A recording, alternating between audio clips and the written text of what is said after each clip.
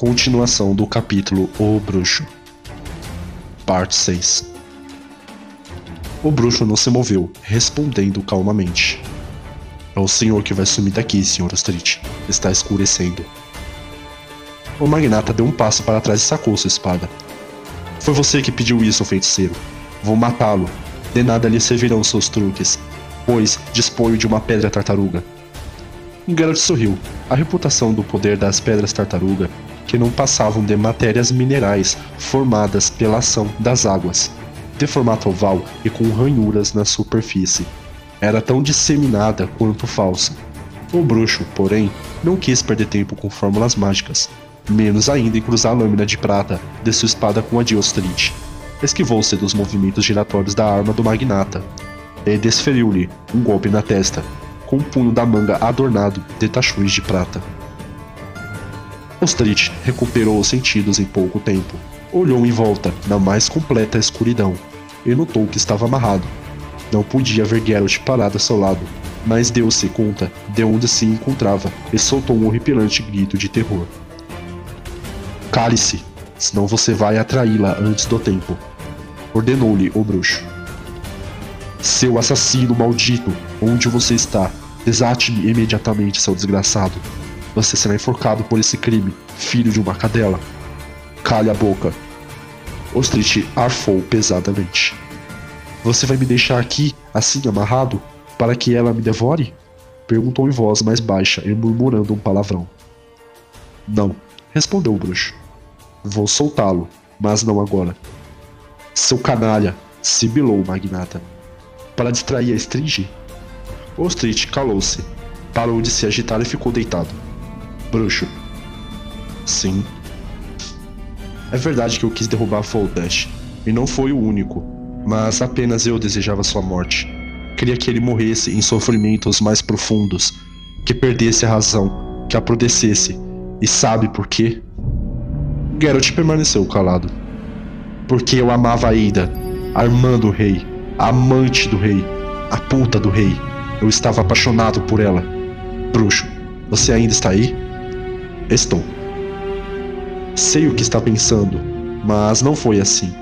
Quero que acredite que não lancei mão de feitiço algum. Não tenho conhecimento no campo da magia negra. Apenas uma vez, tomado de ódio, eu disse: Bruxo, está ouvindo? Sim. Foi a mãe deles, a rainha. Tenho certeza de que foi ela. Ela não aguentava, mas Vereida e ele... Não fui eu. Somente uma vez, sabe? Tentei persuadir Ada, mas ela... Bruxo. Eu perdi a cabeça e disse: Bruxo, teria sido eu. Agora, isso não tem mais importância alguma. Bruxo, falta pouco para meia-noite? Pouco. Solte-me. Dê-me mais tempo. Não. Ostrit não ouviu o rangido da lápide se movendo sobre a tumba, mas o bruxo sim. Inclinou-se e cortou com o punhal as cordas que o amarravam. O magnata não perdeu tempo. Levantou-se de um pulo e, cocheando sobre os membros enrijecidos, se pôs a fugir. Sua visão se acostumará o suficiente à escuridão para enxergar o caminho que levava do salão principal à saída. A parte do piso que bloqueava a entrada à cripta saltou do chão, caindo com estrondo. Geralt, prudentemente escondido detrás da balaustrada da escadaria, viu a encurvada silhueta da Estringe correndo ágil, rápida e certeiramente atrás do retumbo das botas de Ostrit, sem emitir som algum. Um monstruoso grito frenético rasgou a noite, sacudiu os muros do castelo e pairou no ar por muito tempo, ora se erguendo, ora caindo, vibrante. O bruxo não conseguia calcular a distância. Seu exacerbado sentido de audição o confundia, mas percebeu que a Estringe alcançará o alvo muito rápido, rápido demais. Saiu do esconderijo e plantou-se no centro do salão, junto do acesso à cripta. Desembaraçou-se do manto, agitou os ombros para ajustar corretamente a posição da longa espada com a lâmina de prata e vestiu suas luvas de esgrima. Dispunha ainda de um pouco de tempo. Sabia que a Estringe, embora saciada após o último plenilúnio, não largaria tão cedo o cadáver de Ostrit. Para ela, o coração e o fígado constituíam valiosos alimentos para os longos períodos de letargia. O bruxo aguardava. Calculava que faltavam ainda em torno de 3 horas para o amanhecer. Aguardar o canto do galo apenas o confundiria. Aliás, provavelmente não existiam galos nas redondezas. Ouviu-a, avançando lentamente, arrastando os pés pelo chão. Depois, conseguiu vê-la. A descrição fora correta. A desproporcionalmente grande cabeça, apoiada num pescoço curto, era circundada por um emaranhado e retorcida auréola de cabelos vermelhos. Os olhos brilhavam na escuridão como 2 tições. A Estrígia estava imóvel, com os olhos fixados em Geralt. De repente, abriu a bocarra, como se quisesse gabar-se das fileiras de alvas presas pontudas, e logo a fechou, com um estrondo que lembrava o som de uma tampa de um baú se fechando. Em seguida, saltou do lugar em que estava sem tomar sequer um impulso, e tentou acertar o bruxo com as garras ensanguentadas. Geralt pulou para o lado e fez uma pirueta. A Estrígia roçou nele. Também rodopiou e rasgou o ar com as garras. Sem perder o equilíbrio, voltou a atacar imediatamente, mesmo antes de completar o giro, mirando o peito de Geralt. O Riviano soltou para o lado contrário e deu 3 rodopios em sentidos opostos, confundindo a Estrígia, e desferiu-lhe na cabeça uma pancada com as puas de prata fixadas na parte externa da luva. A Estrígia lançou um grito terrível, preenchido do castelo com um eco retumbante. Encolheu-se no chão e começou a uivar de maneira surda, ameaçadora e furiosa. O bruxo sorriu maliciosamente. Conforme esperará, o primeiro teste fora positivo.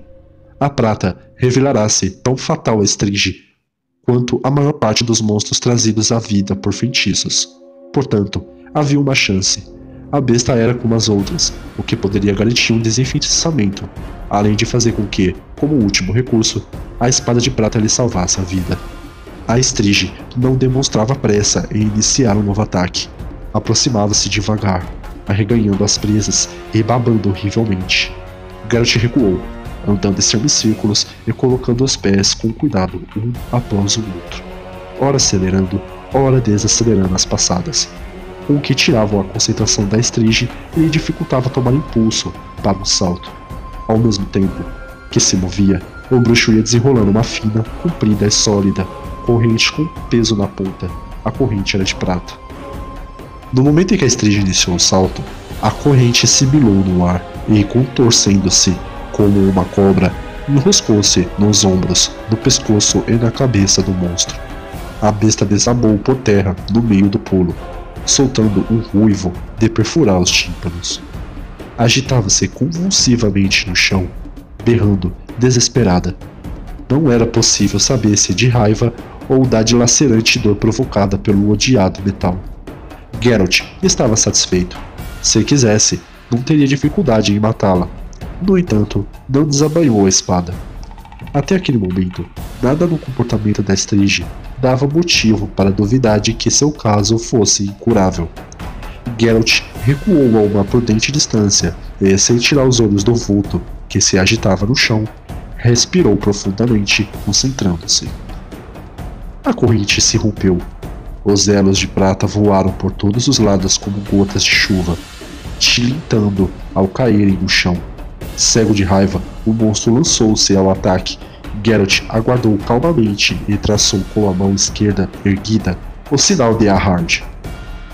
A Estrígia cambaleou e deu uns passos para trás como se tivesse sido atingida por um martelo. Mesmo assim, manteve-se de pé. Estendeu as garras e arreganhou as presas. Os cabelos se arrepiaram e ficaram se agitando, como se estivessem expostos a uma ventania.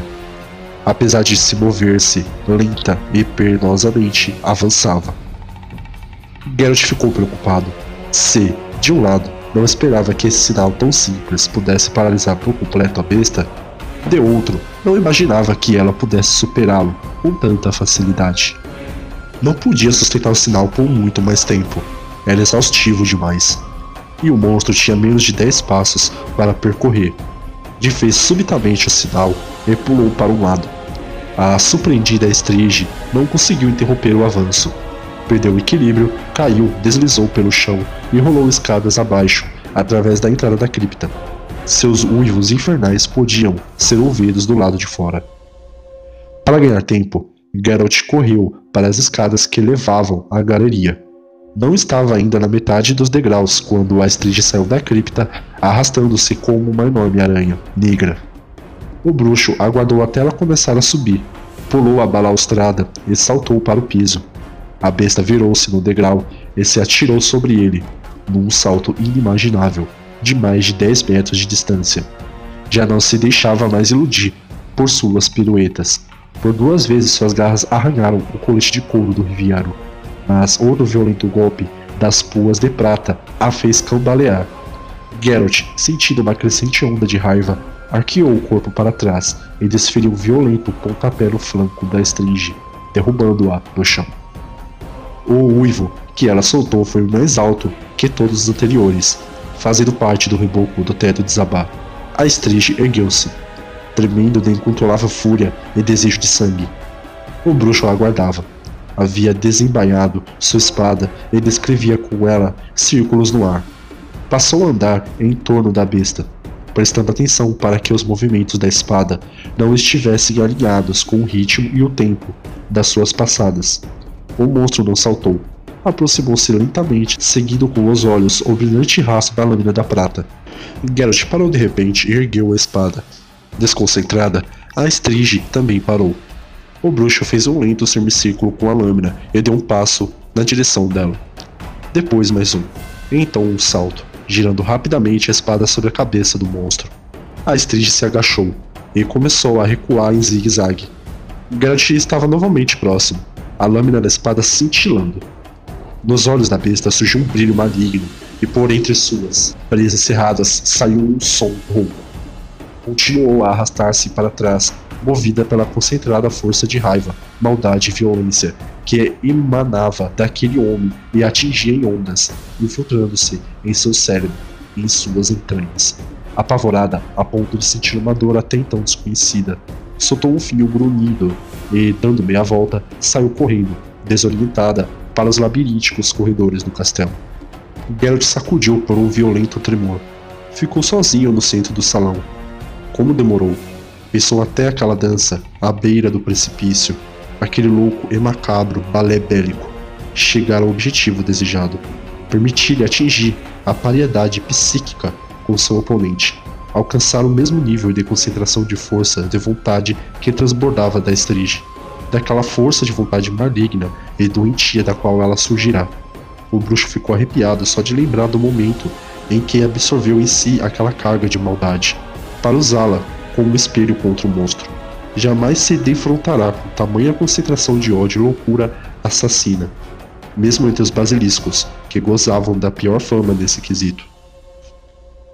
Tanto melhor, pensou. Ao se dirigir para a entrada da cripta, que mais parecia uma enorme poça negra no piso do salão, tanto melhor, pois, quando maior a carga negativa que ele absorverá, mais violento fora o golpe sofrido pela Estrid. Isso lhe dava mais tempo para agir antes que a besta se recuperasse do choque. O bruxo tinha dúvidas se conseguiria fazer mais um esforço como aquele. O efeito dos elixires estavam minguando e ainda faltava muito para o amanhecer. Se o monstro chegasse à cripta antes da aurora, todo esforço teria sido em vão. Desceu as escadas. A cripta era pequena e continha 3 sarcófagos. O primeiro, logo à entrada, tinha a lápide aberta pela metade. Geralt pegou o terceiro frasco, sorveu seu conteúdo e entrou no sarcófago. Como esperava, era duplo para mãe e filha. Cerrou a laje somente quando ouviu o urro da Estrid, vindo de cima. Deitou-se ao lado do mumificado corpo de Ada e riscou o sinal de Arhaiden na parte interna da lápide. Colocou sobre o peito a espada e uma pequena ampulheta com areia fosforescente. Cruzou os braços, não ouvia mais os horripilantes gritos da besta, retumbando pelo castelo. Aliás, parou de ouvir qualquer coisa, pois o Colquico e a Celidônia começaram a fazer efeito.